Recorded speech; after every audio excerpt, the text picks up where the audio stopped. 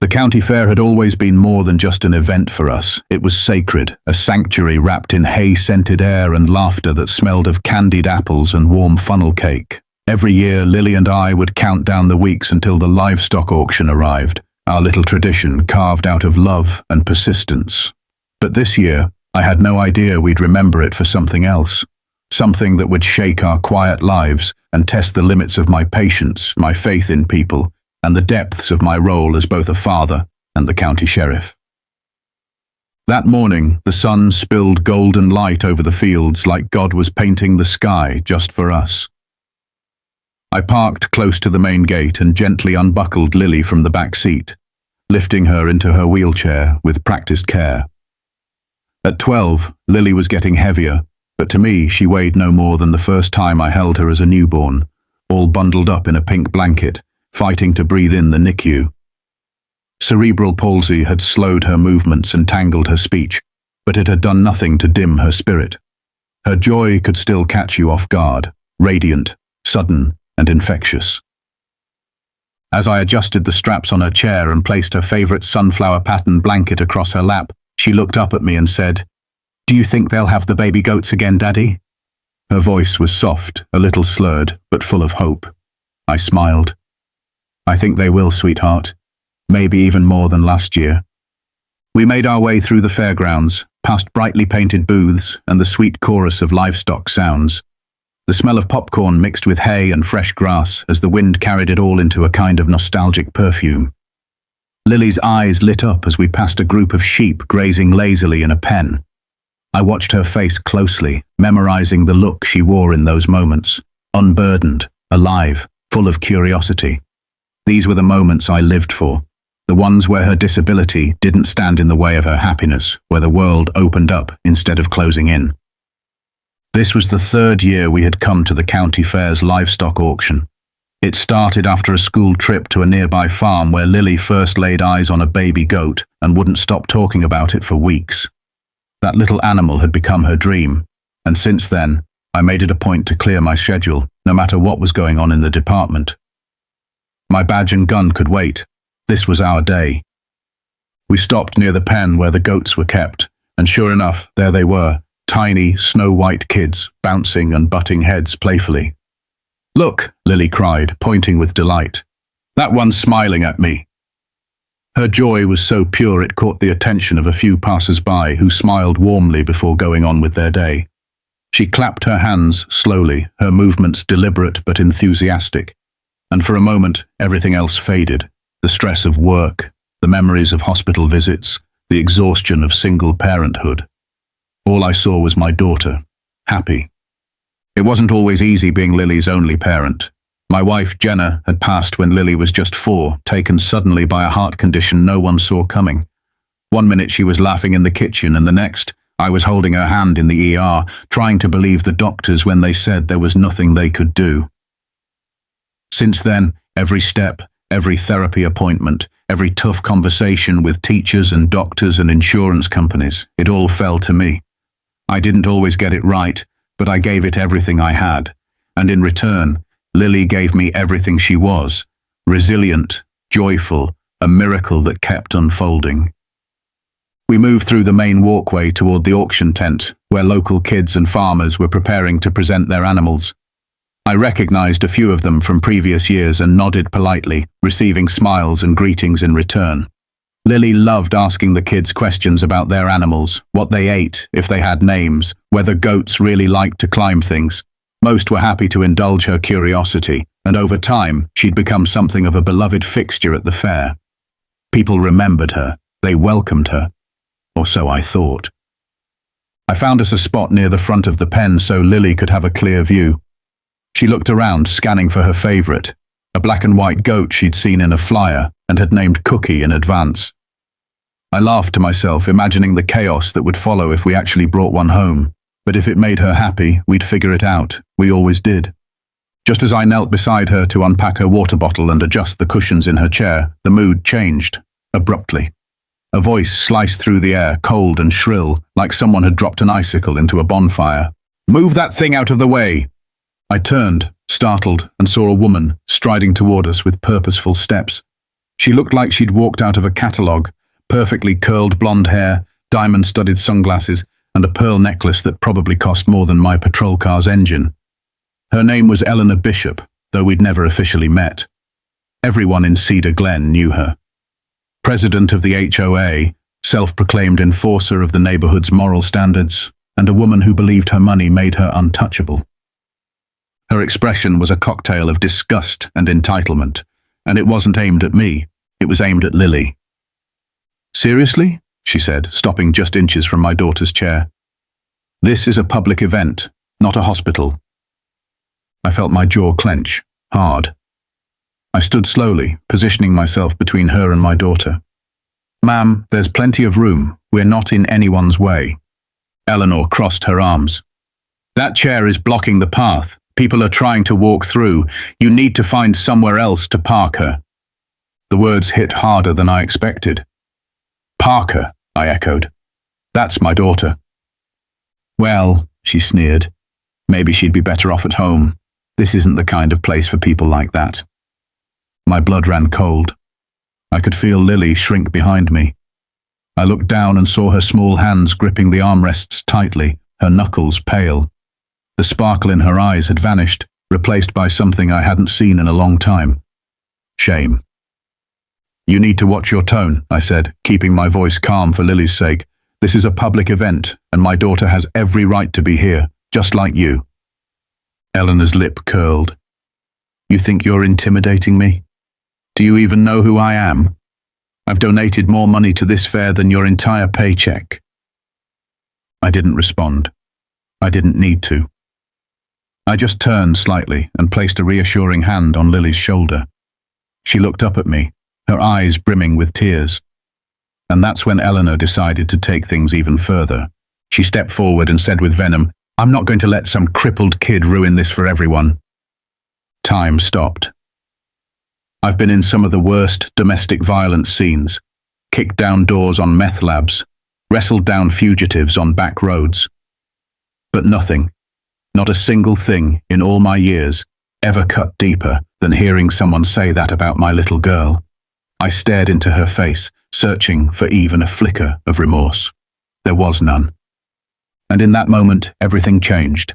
Not just the air around us, which had gone thick with tension, but something inside me. Something ancient, fierce, protective. It wasn't just about rudeness or cruelty anymore. This was about to become something else entirely. Lily began to cry softly, the kind of heartbreak that reaches into the chest of any parent and rips something sacred out. Her tears weren't loud or dramatic. They were quiet, confused and wounded, like she couldn't quite process what was happening, couldn't understand why someone would say such awful things about her just for being who she was. She hadn't done anything to deserve it. All she had done was show up with hope in her heart and a dream to maybe, just maybe, raise her hand during the auction and place her very first bid. And now this woman, with her perfect hair and poisonous tongue, had crushed that dream under her heel like it was nothing. My chest burned. A father's rage, cold and precise, began to build inside me.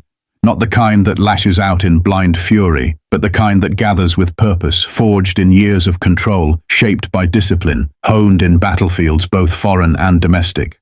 I opened my mouth to speak, to say something sharp but measured, something that would both defend Lily and put this woman in her place, but I didn't get the chance.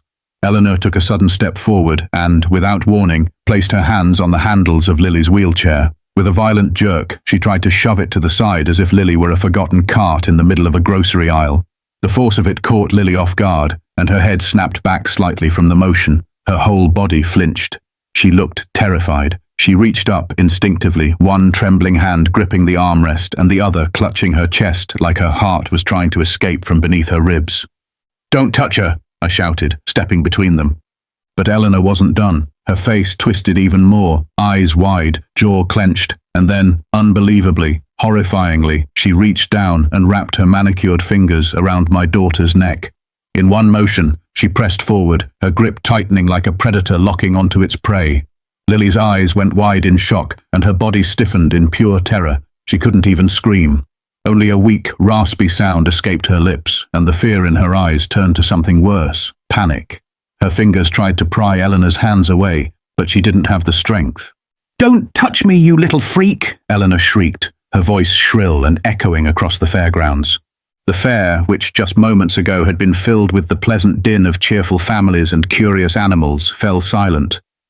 Gasps erupted nearby. People turned.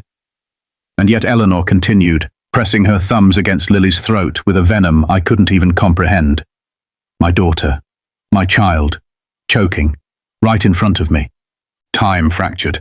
I didn't feel my heart beating, but I knew it was there, pounding with a fury so loud it drowned out every other sound. I wasn't just a father anymore. I was a sheriff, a soldier, a protector. Every instinct, every piece of training, every fibre of my being responded. With controlled speed, I stepped forward and grabbed Eleanor's wrists, peeling her fingers off Lily's neck with a force that was deliberate but restrained. She stumbled backward, face flushed, eyes wild with disbelief, like she couldn't understand how someone dared to stop her. "How dare you?" she began before I cut her off. "You lay another finger on my daughter, and I will personally see to it that you regret every decision that brought you to this moment." She took a step back, her chest heaving. "Do you even know who I am? I run the Cedar Glen HOA. I sit on the board at the local museum. I donate thousands to this fair every year." I didn't raise my voice. I didn't need to. I reached inside my jacket and pulled out the worn leather case, flipped it open. The morning sun hit the gold star just right. "Sheriff Jacob Mercer," I said, "and you just assaulted a disabled child. In public. In front of witnesses." Her face drained of colour. All the fake authority, all the community clout she had clung to so tightly, vanished in a second. The reality of what she had just done hit her like a tidal wave. Her mouth opened, then closed, then opened again. But there were no words, no excuses that would erase what people had seen, no charm left to spin this into something forgivable. Lily was wheezing softly, one hand touching her neck, tears still streaming down her cheeks. I dropped to my knees and touched her shoulder gently. "I'm here, baby. You're okay now." "I couldn't breathe right," she whispered, barely audible. The pain in my chest twisted into something darker. I stood and radioed for medical support. Paramedics were dispatched instantly. I also requested backup, not because I needed help restraining Eleanor, she wasn't going anywhere, but because I knew this case needed to be airtight. No loopholes, no ambiguities, everything by the book, everything documented. By now, a crowd had gathered. Dozens of parents, fair staff, even a few young 4-H competitors stood nearby, stunned. Some of them were filming, some whispered in disbelief, some shielded their children's eyes. And all of them looked at Eleanor with a kind of disgust I hadn't seen in years. She turned toward them, clearly realizing for the first time that her actions weren't going to vanish in the silence, that this wasn't going to be swept under the rug like a petty neighbor dispute. "She's lying," Eleanor blurted, pointing at Lily. "She probably bruises easily. I barely touched her." "You strangled a child," I said, "and there are witnesses." She's different. People like her, make everything harder." A woman from the crowd gasped audibly. A man behind her muttered, "Monster."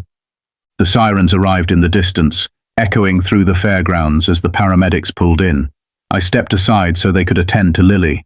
One EMT knelt beside her immediately, examining her throat, taking photographs of the red marks, asking her gentle questions to assess her breathing and comfort. Lily responded as best she could, though her voice was weak, her spirit shaken. She wasn't seriously injured, thank God, but the marks on her neck were clear, red, raw, unmistakable. I saw the EMT take pictures from every angle, saw them record everything into their digital tablet. This was no misunderstanding, no bump in a crowd. This was a deliberate attack, and the evidence would speak for itself.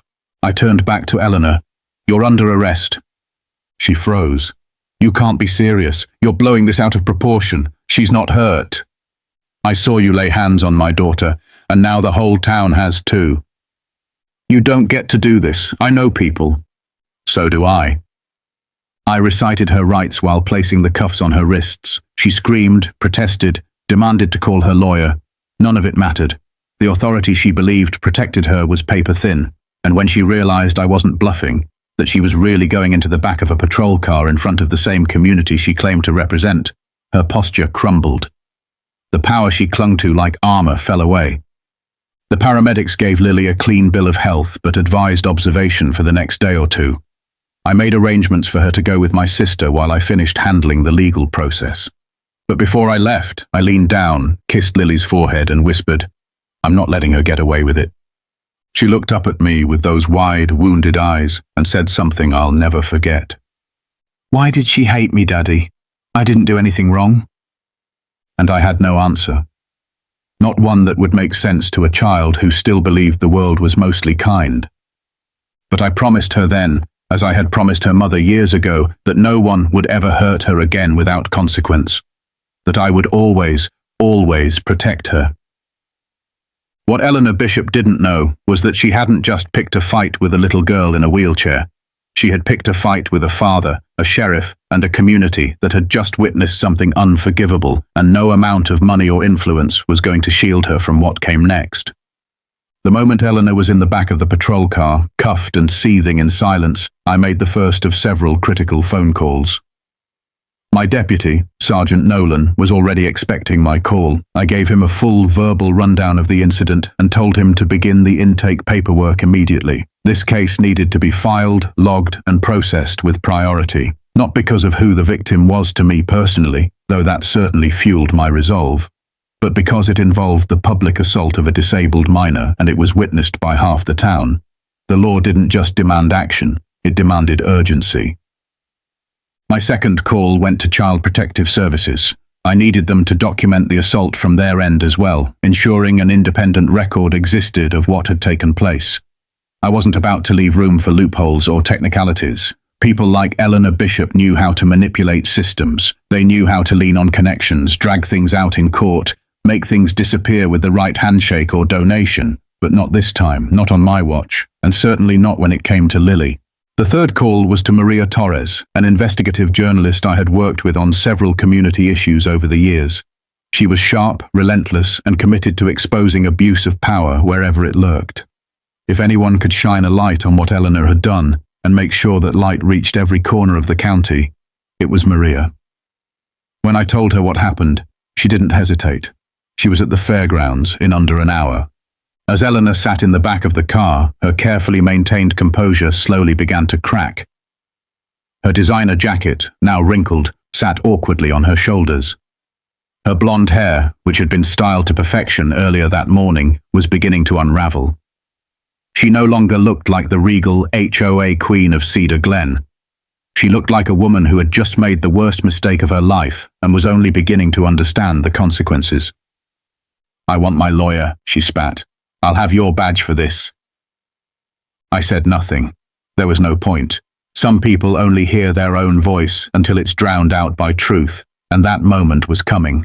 With Eleanor booked and temporarily held for processing, I returned to check on Lily. My sister Amanda had taken her home and was already comforting her with a milkshake and a favorite movie. She reported that Lily was shaken but okay, and most importantly, that she wasn't in physical pain. Still, I couldn't shake the image of those red marks on her neck, or the look in her eyes when she asked why someone would hate her for no reason. The next morning, the local paper hit stands with a headline that sent shockwaves across town. HOA president arrested for choking disabled girl at county fair. Maria Torres had done her job well. The front page included a still frame from one of the many videos recorded during the incident. Eleanor's hands on Lily's neck, my badge in view, witnesses horrified in the background. The article recounted the events in detail, citing multiple eyewitnesses, medical assessments, and even included an early quote from the fair's organizers, who publicly condemned the attack and issued a heartfelt apology to Lily. Social media took it from there. Within hours, posts from fairgoers had gone viral. Hashtags like #JusticeForLily and #NoMoreEleanor flooded platforms. People who had never met us rallied in outrage. Parents shared their own stories of children with disabilities being mistreated. It was as if the dam had broken, and Eleanor had become the symbol of every person who ever looked down on those who simply wanted to be treated with respect. By the end of the week, the Cedar Glen HOA held an emergency board meeting. Eleanor didn't even show up. The board, already reeling from the public fallout, voted unanimously to remove her from her position and permanently bar her from all HOA-sponsored events and leadership roles. Several residents spoke during the meeting, some with anger, others with tears. One woman said she had always suspected Eleanor looked at her autistic son with disdain. Another admitted she had been too scared to challenge Eleanor in the past, but now felt empowered to speak up. Her reign of intimidation was crumbling fast, and it didn't stop there. Her husband, Robert Bishop, owned a mid-sized construction company that relied heavily on local contracts and good public relations. Within 72 hours of the incident, multiple business owners pulled out of their agreements with him, citing concern over his association with someone who would attack a child. The company's reputation plummeted overnight.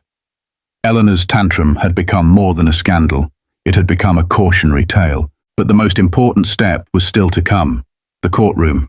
The district attorney, Susan Kramer, had personally taken the case. Susan had a solid track record prosecuting cases involving children and vulnerable victims. She didn't flinch at social status or wealth. She saw the evidence and knew exactly what kind of statement this case needed to make. Eleanor was formally charged with felony assault on a disabled minor, harassment, and disturbing the peace. Her legal team tried every tactic they could muster. They argued she had been provoked. They claimed she was under stress and had overreacted in a moment of confusion. But the video footage was damning. The photos of Lily's injuries were irrefutable. The eyewitness testimonies lined up with each other almost word for word. When the trial began 3 weeks later, the courtroom was packed. Residents of Cedar Glen, fairgoers, disability advocates, and even local reporters filled the benches. Lily didn't attend in person, but she testified via secure video with the help of a speech therapist. When she spoke, nervously at first, but with growing strength, about how Eleanor had made her feel worthless, about how scary it had been not being able to breathe, there wasn't a dry eye in the room. When I took the stand, I told the court what I had seen. I described Eleanor's expression, her words, her grip on my daughter's neck. I spoke not just as a sheriff, but as a father. And I made it clear, this wasn't just an unfortunate outburst. It was targeted cruelty. It was a woman with power choosing to use that power to hurt someone smaller, quieter, more vulnerable, because she thought she could get away with it. Eleanor's defense team tried to paint her as misunderstood, stressed, emotionally overwhelmed, but the jury didn't buy it. After only 4 hours of deliberation, they returned with a unanimous guilty verdict on all counts.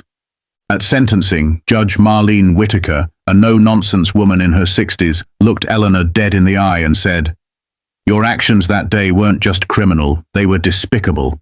To place your hands on a child, one with visible disabilities, and choke her in broad daylight, in front of witnesses, shows a level of hatred and disregard that this court cannot and will not tolerate."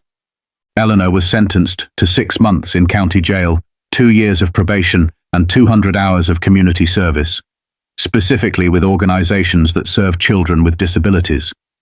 She was also ordered to attend mandatory anger management classes and pay all of Lily's medical expenses. But beyond the legal consequences, something deeper happened. Something more permanent. The court of public opinion sentenced her to a kind of isolation no jail cell could replicate. Friends distanced themselves, social groups removed her, invitations vanished.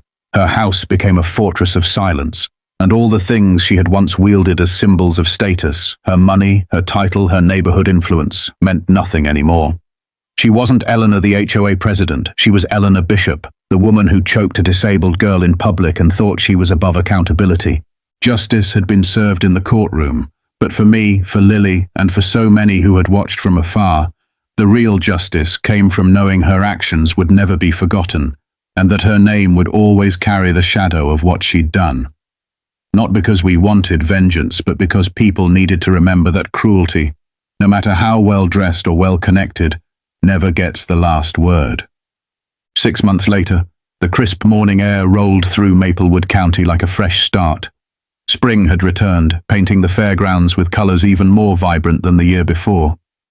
I adjusted Lily's sun hat gently as we made our way past the familiar food stalls and animal pens, a sense of calm settling over us like a soft blanket. We were back, back at the very place where everything had changed, not just for us, but for the entire community. And this time, we came not in fear, not in sorrow, but in strength, in triumph. Lily had changed too, not just taller, not just more confident, but stronger in the ways that truly mattered. After everything she had endured, she hadn't retreated into herself. She hadn't become bitter or fearful. Instead, she had bloomed. She spoke more openly about her disability now, not as something that defined her, but as something that was simply part of her story. Her spark, that light I had fought so hard to protect, now shined even brighter. Her voice was steadier. Her eyes held wisdom beyond her years. And as we rolled toward the livestock auction tent, she had that same gleam of excitement she always did when animals were involved. That pure, unfiltered joy that reminded me why we came here every year in the first place. "Do you think Cookie will be here again?" she asked, her tone hopeful. "Only one way to find out," I replied, smiling. We passed a pen filled with piglets squealing in excitement as children leaned over to feed them bits of apples. Lily clapped her hands gently, laughing as one of the pigs stuck its snout through the bars to nudge her fingers. It felt normal again, and after months of trauma, court hearings, therapy sessions, and interviews, normal felt like a miracle. But just as we were turning the corner toward the goat pens, Lily's hand tugged at my sleeve. She was pointing across the gravel path, eyes wide but not afraid. "Daddy," she said, voice quiet. "Look." I followed her gaze. There, wearing an orange vest and thick work gloves, was Eleanor Bishop, her once pristine hair now tied in a messy bun under a faded baseball cap, her designer boots replaced by worn-out sneakers. She was bent over a trash bag, picking up litter with a long stick, slowly moving from one end of the fairgrounds to the other. Her body language had changed too. Gone was the arrogant posture, the constant need to dominate a room. She moved with hunched shoulders and downward eyes, avoiding contact, avoiding conversation. She looked small, beaten down, not physically, but emotionally, like a person carrying the full weight of their choices on their back and struggling to stay upright. For a moment her eyes met mine, and then, reluctantly, they shifted to Lily. I saw something flicker behind her gaze. Was it regret? Shame? Fear? Maybe a twisted mix of all three. She froze for just a second, paralyzed by the sight of the two people who had once stood at the center of the storm she had created. Then she looked away quickly, turning her face down toward the ground, resuming her task without a word. "She can't hurt anyone now, can she, Daddy?" Lily asked, not accusatory or angry, just curious, honest. "No, sweetheart," I said after a pause. "She can't hurt anyone ever again." We continued on our way, leaving Eleanor behind. I didn't feel the need to speak to her, not because I couldn't, not because I was afraid, but because nothing needed to be said. Her silence, her vest, her task, they all spoke louder than anything I could have said. Later that afternoon, we learned something unexpected. Eleanor's community service supervisor for her court-mandated hours was none other than Paul Sanders, a local father whose teenage son, Miles, had Down syndrome. Paul had been at the fair the day of the incident. He had watched it unfold from across the lot and had held his son close as the scene played out. Now, the same man was responsible for overseeing Eleanor's service, and he was making sure she understood what she had done. He assigned her to clean the pens of animals that children with disabilities had raised. He gave her duties that involved standing in the background while those same children received ribbons and applause. And he made her listen to stories, to voices, to the experiences of parents who lived every day fighting for the dignity and rights of their kids. Under Paul's watch, Eleanor wasn't just fulfilling a legal sentence. She was facing what she had tried so hard to ignore, the humanity of those she once dismissed as less than. And slowly, she was being forced to look in the mirror and see herself clearly for the first time. Back in Cedar Glen, the neighborhood was transforming. The HOA had appointed a new president, Janet Rowe, a kind-hearted mother of two, including an autistic son named Felix. Janet brought in sweeping changes. The neighborhood playground now had ramps and accessible swings. Community events included sensory-friendly zones and sign language interpreters. Monthly newsletters featured stories from residents with disabilities, amplifying voices that had long been ignored. Cedar Glen once a cold fortress ruled by fear and exclusion, was becoming a beacon of inclusion, compassion, and growth. Lily was invited to speak at a disability awareness event at the local library. She sat in front of a small audience, kids, parents, teachers, and told them her story. She didn't cry, she didn't dwell on the pain. She talked about how it felt to be different, how scary it was to be treated like she didn't belong, and how one act of cruelty didn't define her, but instead showed her how strong she really was. People who are different, she said, aren't scary. We just need kindness. We just want to be included, that's all. The room gave her a standing ovation. In the weeks that followed, Lily became an informal ambassador for disability awareness in our county. She was interviewed for a regional newsletter. A local middle school invited her to speak at an assembly. Kids who had never known what to say to a child in a wheelchair now came up and asked questions. Teachers sent emails thanking her for changing the way their students thought about inclusion. And I watched it all unfold, with a heart so full it felt like it might burst. As for Eleanor, word spread that she had listed her home for sale. The once proud queen of the cul-de-sac was packing up, planning to move to another state where maybe, just maybe, she could start over. But stories like hers, stories caught on video, shared across platforms, stamped into community memory, don't just fade with distance. They follow you, they define you. And wherever she went, the truth of what she did would walk ahead of her. The last time I saw her was outside the courthouse. She was leaving her final probation check-in. Her clothes were plain, her hair was down.